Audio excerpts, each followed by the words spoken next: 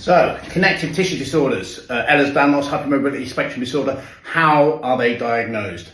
Well, predominantly, when we first start out, we look at something called the Baton scale.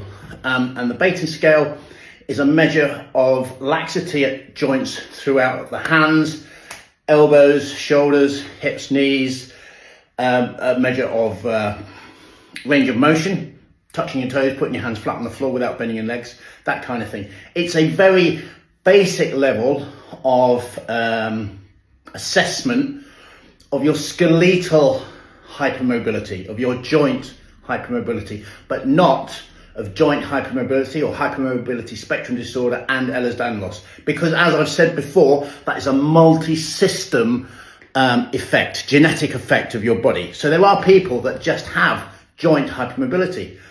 I say just, that's quite a complex area as well. But that is why it is so difficult to diagnose.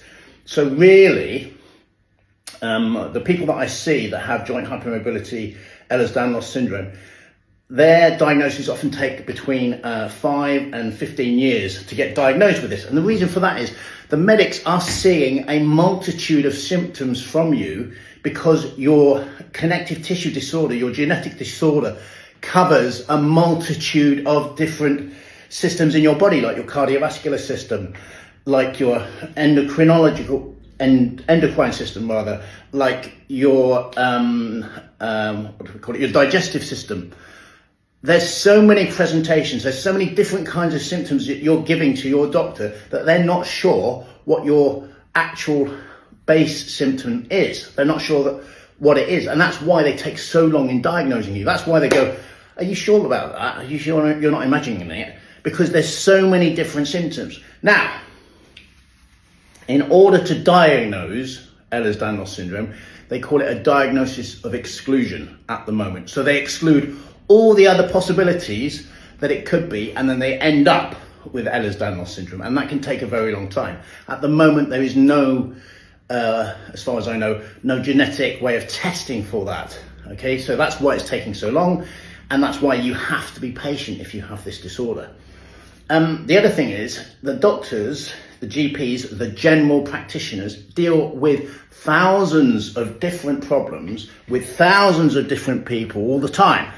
And they have a vast knowledge on disease and on pathology, but they don't know everything. Okay, just like a mechanic doesn't know everything about a car, just like osteopaths don't know everything about the musculoskeletal system, even though that's their specialism. And the same with physios and the same with chiropractors. So you have to be aware of the condition before you can work out if the person in front of you has it. So you are blaming sometimes. I sometimes see a lot of people blaming the doctors for this. It's a little bit unfair because they are dealing with vast ranges of information, vast ranges of diseases, 24/7 pretty much, oversubscribed in the NHS, underfunded, all those kind of things. So give them a bit of slack, give them some help. But there are people out there like me who try and educate. Again, I'm not an expert. Okay, I've educated myself on this after seeing that young girl 15 years ago with that purple leg.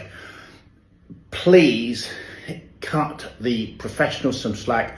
If you're not happy with your doctor, go and see another doctor. Okay, generally the specialist that you need to see to get diagnosed properly is a consultant rheumatologist, and they deal with bloodborne diseases and genetics as such as Ehlers-Danlos syndrome. So you need to see them. A osteopath, a chiropractor, a physiotherapist, a GP cannot diagnose you at this point specifically in time with Ehlers-Danlos hypermobility spectrum disorder. They can flag you towards that.